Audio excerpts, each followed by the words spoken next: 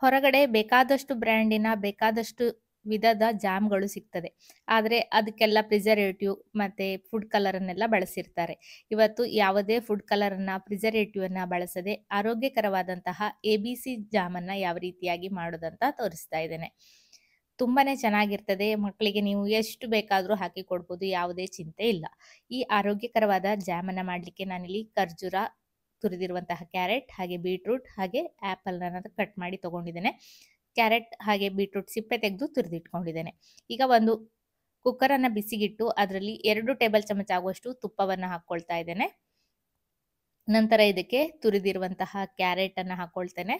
ನಂತರ beetroot, cut ಮಾಡಿರುವಂತಹ apple, ಖರ್ಜೂರ ಎಲ್ಲವನ್ನ ಇದಕ್ಕೆ ಹಾಕ್ಕೊಳ್ತೇನೆ. ತುರಿದಿರೋದ್ರಿಂದ ಬೇಗನೆ ಬೇಯ್ತದೆ ಅಂತ ತುರಿದು ಹಾಕ್ಕೊಂಡಿದ್ದೇನೆ. ಕ್ಯಾರೆಟ್ ಹಾಗೆ ಬೀಟ್ರೂಟ್ ಎಲ್ಲ ಬೇಯಲಿಕ್ಕೆ ಸ್ವಲ್ಪ ಟೈಮ್ ಬೇಕಾಗ್ತದಲ್ಲ, ಹಾಗಾಗಿ ನಾನು ತುರಿದು ತಗೊಂಡಿದ್ದೇನೆ. ಆ್ಯಪಲ್ ಬೇಗ ಬೇಯ್ತದೆ, ಹಾಗಾಗಿ ಕಟ್ ಮಾಡಿ ಹಾಕ್ಕೊಂಡಿದ್ದೇನೆ.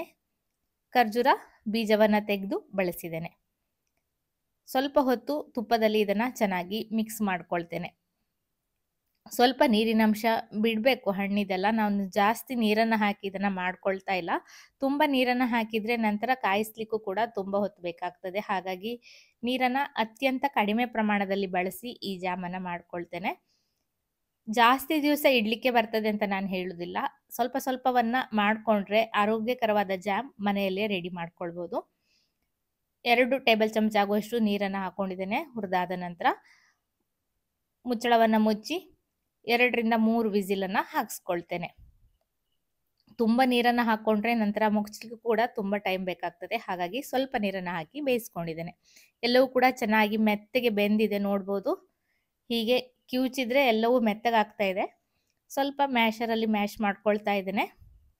ಹಾಗೆ ಕೂಡ ಮಿಕ್ಸಿ ಜಾರಿಗೆ ಹಾಕ್ಕೊಳ್ಬೋದು, ತೊಂದರೆ ಏನೂ ಇಲ್ಲ. ನಾನು ಮ್ಯಾಶರಲ್ಲಿ ಸ್ವಲ್ಪ ಮ್ಯಾಶ್ ಮಾಡಿಕೊಂಡೆ.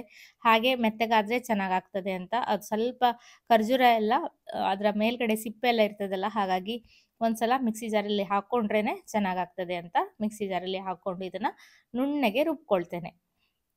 ಮತ್ತೆ ನೀರನ್ನೆಲ್ಲ ಹಾಕೋದು ಬೇಡ, ಹಾಗೆ ರುಬ್ಕೊಳ್ಬೇಕು. ಎಷ್ಟು ಸಾಧ್ಯನೋ ಅಷ್ಟು ನುಣ್ಣಗೆ ರುಬ್ಕೊಳ್ಬೇಕು. ಕುಕ್ಕರಲ್ಲಿ ಮತ್ತೆ 3 ಟೀ ಚಮಚ ಆಗುವಷ್ಟು ತುಪ್ಪವನ್ನು ಹಾಕ್ಕೊಳ್ತಾ ಇದ್ದೇನೆ. ನಂತರ ರುಬ್ಬಿರುವ ಪೇಸ್ಟನ್ನು ಹಾಕ್ಕೊಳ್ತಾ ಇದ್ದೇನೆ. ಮಕ್ಕಳಿಗೆಲ್ಲ ಜಾಮ್ ಅಂದರೆ ತುಂಬಾ ಇಷ್ಟ ಆಗ್ತದೆ. ಇದೊಂದು ABCD ಎಲ್ಲವೂ ಕೂಡ ಇದೆ ಇದರಲ್ಲಿ. ABC ಜ್ಯೂಸ್ ಅಂದರೆ ತುಂಬಾ ಫೇಮಸ್, ಎಲ್ರಿಗೂ ಗೊತ್ತಿರ್ಬೋದು. ಅದೇ ವಿಧಾನದಲ್ಲಿ ಮಾಡಿರುವಂತಹ ಜಾಮ್ ಅಷ್ಟೇ ಆರೋಗ್ಯಕರವಾಗಿ ಇರ್ತದೆ. ನಾನು ಸಿಹಿಗೆ ಮತ್ತೆ ಸ್ವಲ್ಪ ಬೆಲ್ಲವನ್ನು ಹಾಕ್ಕೊಂಡಿದ್ದೇನೆ. ಬೆಲ್ಲ ಹಾಕಿದಾಗ ಪಾಕ ಚೆನ್ನಾಗಿ ಬರ್ತದೆ. ಸ್ವಲ್ಪ ಪ್ರಿಸರ್ವೇಟಿವ್ ಥರ ಕೆಲಸ ಮಾಡ್ತದೆ. ಸಕ್ಕರೆ ಬೇಕಾದರೂ ಹಾಕ್ಕೊಳ್ಬೋದು ಅಥವಾ ಕಲ್ಲು ಸಕ್ಕರೆಯನ್ನು ಬೇಕಾದರೂ ಹಾಕ್ಕೊಳ್ಬೋದು. ನಿಮಗೆ ಯಾವುದು ಇಷ್ಟ ಅದನ್ನು ಹಾಕ್ಕೊಳ್ಳಿ. ಚೆನ್ನಾಗಿ ಕಾಸ್ತಾ ಹೋದ ಹಾಗೆ ಬೆಲ್ಲ ಎಲ್ಲ ಕರಗಿ ಜಾಮ್ ಕಲರ್ ಕೂಡ ಚೇಂಜ್ ಆಗ್ತಾ ಬಂದಿದೆ, ಗಟ್ಟಿ ಆಗ್ತಾ ಬಂದಿದೆ ನೋಡ್ಬೋದು. ಮತ್ತು ಸ್ವಲ್ಪ ಹೊತ್ತು ಕಾಸ್ಕೊಂಡೆ, ಒಂದು 10-15 ನಿಮಿಷ ಎಲ್ಲ ಚೆನ್ನಾಗಿ ಕಾಸ್ಕೊಂಡ್ರೆ ಜಾಮು ಚೆನ್ನಾಗಿ ಗಟ್ಟಿ ಆಗ್ತದೆ. ಈ ಥರ ಗಟ್ಟಿಯಾಗಿದೆ ನೋಡ್ಬೋದು. ಯಾವ ಕಡೆ ತಿರ್ಸಿದ್ರು ಕೂಡ ಬೀಳ್ತಾ ಇಲ್ಲ.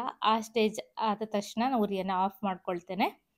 ಕೊನೆಯಲ್ಲಿ 1 ಟೀ ಚಮಚ ಅಥವಾ 1 ಟೇಬಲ್ ಚಮಚದವರೆಗೆ ಹಾಕ್ಕೊಳ್ಬೋದು. ಲಿಂಬೆಹಣ್ಣಿನ ರಸವನ್ನು ಹಾಕಿ ಚೆನ್ನಾಗಿ ಮಿಕ್ಸ್ ಮಾಡ್ಕೊಳ್ತೇನೆ. ಇದನ್ನು ತುಂಬ ದಿವಸ ಎಲ್ಲ ಇಡಲಿಕ್ಕೆ ಬರ್ತದೆ ಅಂತ ನಾನು ಹೇಳೋದಿಲ್ಲ. ಸ್ವಲ್ಪ ದಿವಸ ಫ್ರಿಜ್ಜಲ್ಲಿ ಇಟ್ಕೊಂಡು ಬಳಸ್ಕೊಳ್ಬೋದು. ಒಂದು 15 ದಿವಸಕ್ಕಾಗುವಷ್ಟು ಮಾಡಿಕೊಂಡ್ರೆ ಮತ್ತೆ ಖಾಲಿಯಾದ ನಂತರ ಮತ್ತೆ ಮಾಡ್ಕೊಳ್ಬೋದು. ಸ್ವಲ್ಪ ಸ್ವಲ್ಪ ಪ್ರಮಾಣದಲ್ಲಿ ಮಾಡ್ಕೊಳ್ಳಿ.